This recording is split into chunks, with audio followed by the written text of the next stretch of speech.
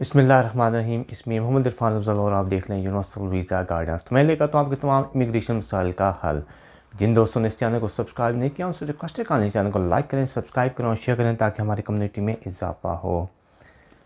आज का टॉपिक जो है वो रेड लिस्ट के हवाले से है। यूके की गवर्नमेंट ने रेड लिस्ट को रिवाइज किया है और उसमें कुछ कंट्रीज़ को उन्होंने इंक्लूड किया है। तो it's not a very good news for the Indian people कि इंडिया को यूके की गवर्नमेंट ने रेड लिस्ट में डाल दिया है और ये स्टार्ट हो जाएगा 23 अप्रैल ऑन फ्राइडे। मीन कि फ्राइडे से जो भी इंडियन नेशनल यूके आएंगे उनको क्वारंटीन करना पड़ेगा गवर्नमेंट अप्रूव्ड होटल में।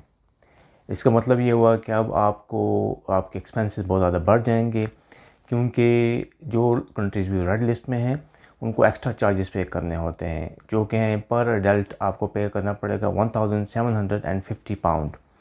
इसके साथ अगर एडिशनल एडल्ट है तो उसको पे करना पड़ेगा 650 पाउंड। और जो किड्स हैं 5 to 12 उनको 325 पाउंड पे करना पड़ेगा। तो ये गवर्नमेंट की तरफ से होटल जो होते हैं वहाँ जाना पड़ेगा आपको और 10 नाइट्स आपको वहाँ स्टे करना पड़ेगा। ये जो आपसे पैसा चार्ज कर रहे हैं इसमें आपका एकोमोडेशन और आपके जो 2 टेस्ट हैं वो इंक्लूड होते हैं, जो कि आपने करवाने ऑन द 2nd डे और on the 8th day of your arrival. अगर आपका ये टेस्ट जो है वो पॉजिटिव आ गया तो फिर आपका ये क्वारंटीन बढ़ जाएगा। इसी तरीके से अगर किसी ने कोई रूल ब्रेक किया तो बहुत ज़्यादा फ़ाइन रखे गए हैं और साथ ही इम्प्रिजनमेंट भी है 10 ईयर्स की। तो काइंडली जिस वक्त आप पैसेंजर लोकेटर फॉर्म भरते हैं तो उसमें किसी भी किस्म की कोई गलत बयानी ना करें जिसकी वजह से आपको यहाँ पे किसी मुश्किलात का सामना करना पड़ जाए।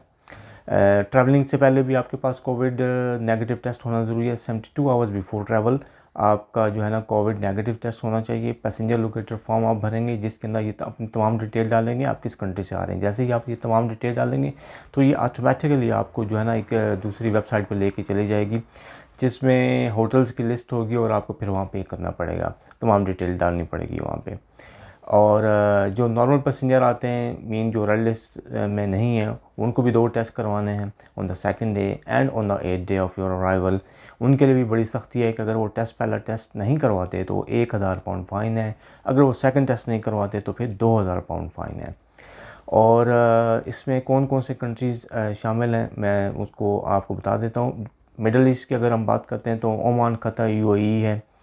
अफ्रीका की अगर हम बात करें तो अंगोला है, Botswana, Congo, Ethiopia, Kenya, Zimbabwe, south Africa और दूसरे अफ्रीकन ममालिक हैं। इसके अलावा साउथ अमेरिका की अगर हम बात करते हैं तो उसमें Argentine, Brazil, Chile, Colombia, Ecuador, Paraguay, Peru, Suriname शामिल हैं।